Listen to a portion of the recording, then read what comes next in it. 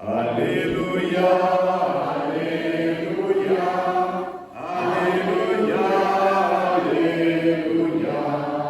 Alléluia, Alléluia, Alléluia, Alléluia.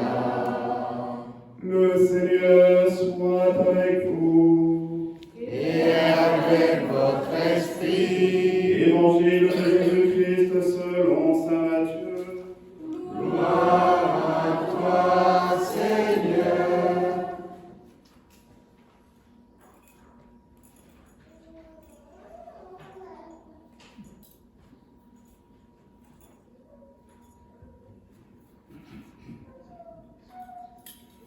En ce temps-là, Jésus disait à ses apôtres, « Ne craignez pas les hommes. Rien n'est voilé qui ne sera dévoilé. Rien n'est caché qui ne sera connu. Ce que je vous dis dans les ténèbres, dites-le en pleine lumière.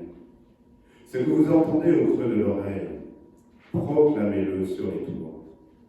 Ne craignez pas ceux qui tuent le corps sans pouvoir tuer l'âme. Craignez plutôt celui qui peut faire périr dans la géhenne l'âme aussi bien que le corps. De moineaux ne sont-ils pas vendus pour un sou? Or, pas un seul ne tombe à terre sans que votre Père le veuille. Quant à vous, même les cheveux de votre tête sont tous comptés. Soyez donc sans crainte. Vous valez bien plus qu'une multitude de moineaux.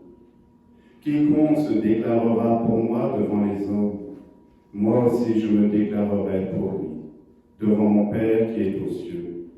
Mais celui qui me reniera devant les hommes, moi aussi je le renierai devant mon Père qui est aux cieux. Alléluia, Alléluia,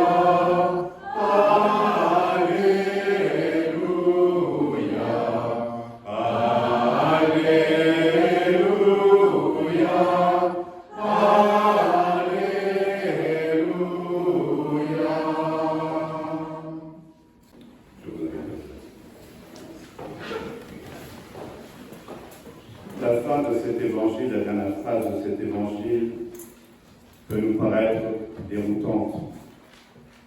Quiconque se déclarera pour moi devant les hommes, moi aussi je me déclarerai pour lui devant mon Père qui est aux cieux.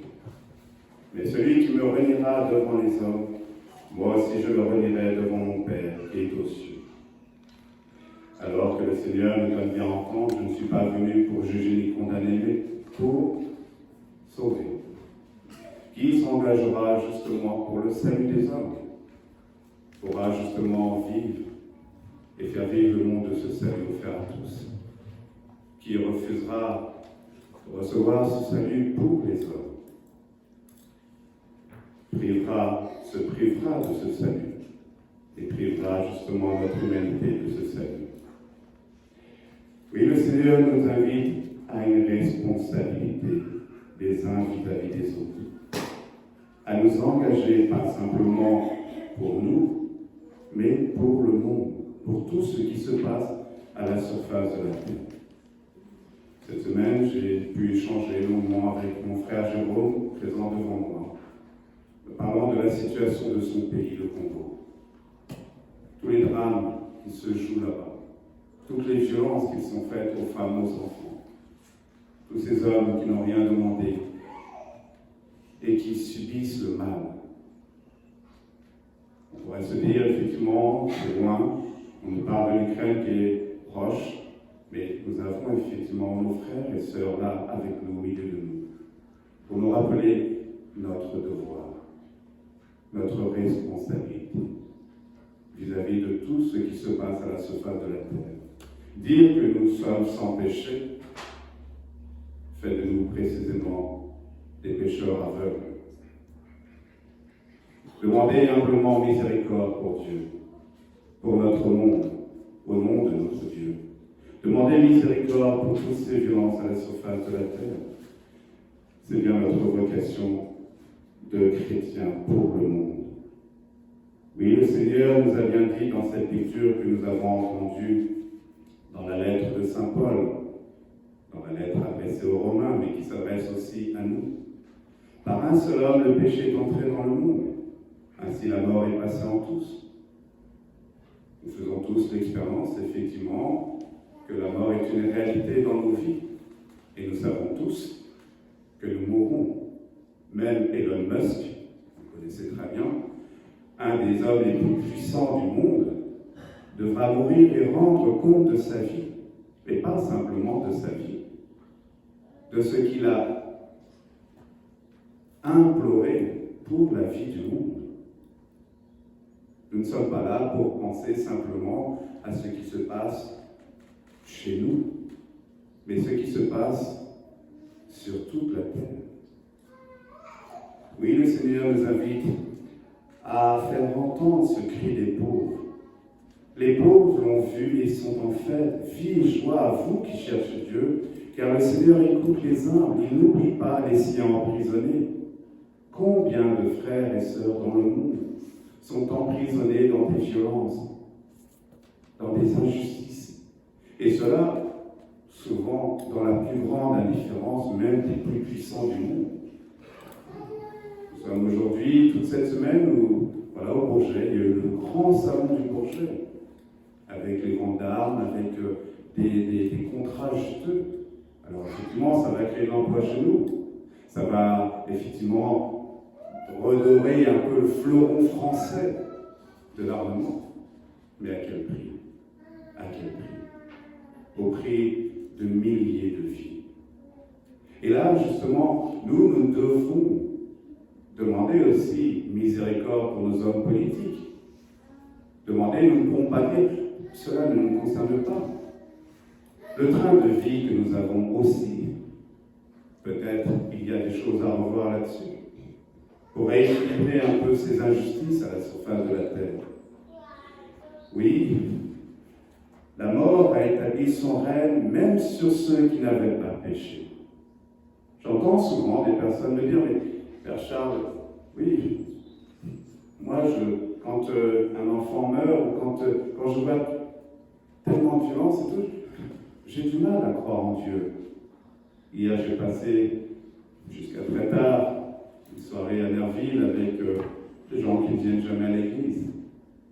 Mais il faut justement se faire proche d'eux pour leur dire, mais le Seigneur t'appelle toi aussi. Toutes ces injustices qui te dérangent, tout ce qui t'agresse et tout ce qui agresse ce monde, tu peux faire quelque chose en venant demander à Dieu justement l'aide et le secours dont toute notre humanité a besoin, en venant recevoir le plus puissant justement de ces sacrements qu'il offre pour la guérison du monde, le sacrement de la réconciliation. Et je vous ai dit hier, j'ai eu la joie de célébrer effectivement le jour de la Saint-Jean-Baptiste, mes 11 ans d'ordination sacerdotale. Jérôme était là et quelques-uns étaient là dans cette église de Montsou le matin à 9h30. Et je rendais grâce pour un papa la veille qui était passé avec ses enfants, conduit par ses enfants précisément à ce sacrement de la réconciliation. Alors que ça faisait bien 2-3 semaines où je me retrouvais tout seul. J'ai rendu grâce aussi pour un jeune catéchumène, maintenant donc lancé dans cette aventure de la foi, dans cette aventure de l'amour plus puissant que la mort, plus puissant que le péché. Et je te regarde et je te remercie, mon frère, pour ce que tu m'as donné, justement, cette joie, cette espérance. Et de ne pas démissionner, parce que des fois on se dit, finalement, à quoi ça sert? On a beau parler, on a beau crier, on a beau supplier, mais alors le Seigneur me dit, mais c'est moi qui fais, c'est moi qui t'ai choisi, c'est moi qui te travaille aussi dans tes impatiences. Vous connaissez, hein, je manque de patience, mais parce qu'il y a une urgence, mes frères et sœurs. Il y a une urgence. Les baptêmes que nous avons célébrés hier avec Bénédicte, avec Audrey, avec Lenny, mais quelle joie justement de voir de nouveaux venus dans notre église pour sauver ce monde, pour prier pour le monde, pour prier pour le Congo, pour prier pour tous ces lieux justement où il y a tant d'injustice. Oui, en En effet, si la mort a frappé la multitude par la faute d'un seul, combien plus la grâce de Dieu s'est-elle répandue en abondance sur la multitude, la grâce de sa miséricorde. Est-ce que nous allons entendre ou est-ce que nous sommes fatigués d'entendre? Ou est-ce que nous ne voulons vraiment pas entendre? Nous entendons, là j'entendais chez moi, effectivement, tout le bruit là, de ces avions, de ces mirages, tout ce qui... Mais moi j'ai travaillé pendant plus de 10 ans au Bourget. Et franchement, c'est vrai que j'assistais à ces démonstrations. Et je me disais, mais ça fait peur. Et pourtant, ils sont sans armes. Et pourtant, ils sont sans armes aussi. Mais où est-ce qu'on va? Elle est où l'escalade? Regardez cet enfant-là, avec son père, là, c'est ça, ou sa maman, c'est ça, sa maman, voilà, c'est ça. Avec sa petite sucette, là. C'est pour eux. Donc, n'hésitons pas, n'ayez pas peur. N'ayez pas peur de demander miséricorde. Courez à la miséricorde. C'est Sainte Thérèse de l'Enfant Jésus qui le disait. J'ai été ordonné un diacre un 1er octobre, le jour de Sainte Thérèse, pour dire justement, il n'y a aucun péché que le Seigneur ne peut transformer en puissance pour la guérison du monde. Venez, recevez. Laissez transformer effectivement tout cela en grâce. Même les cheveux de votre tête sont tous comptés. Oui, tous mes amis guettent mes faux pas. Nous avons entendu dans la première lecture. Peut-être se laissera-t-il séduire. Peut-être effectivement, il arrêtera d'être un obstacle sur l'œuvre du mal, sur le chemin de l'œuvre du mal. Le mal agit, frères et sœurs. Mais le Seigneur est plus puissant. Et c'est pour cela qu'il nous appelle. C'est à toi que je remis ma cause, dit le psalmiste. Oui, Seigneur, tu as délivré le malheureux des méchants. Délivre-nous, Seigneur. Délivre-nous. Le Seigneur n'oublie pas notre humanité enchaînée dans le péché, dans le mal et la violence. C'est pour cela qu'il nous offre le salut pour tous. Le croyons-nous et voulons-nous le recevoir pour le salut du monde. Oui, vous découvrez et vous découvrirez sans cesse que c'est le Christ qui nous cherche pour faire de nous ses témoins. L'Esprit de vérité rendra témoignage en la faveur du Seigneur et vous aussi, vous allez rendre témoignage. Non pas simplement en parole, non pas simplement en agitation, mais dans le secret. Lorsque tu pries, retire-toi dans ta chambre, dans ton cœur. C'est là où le Seigneur t'attend.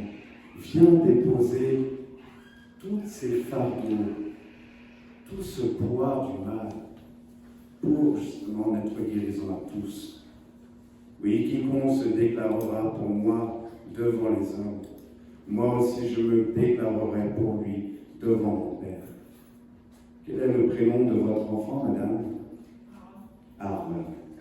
Alors Aaron, puissons-nous pour toi et pour tous les enfants de la terre nous mobiliser sérieusement pour l'œuvre de salut que Dieu a opérée en nous et qui ne cesse de vouloir opérer en nous.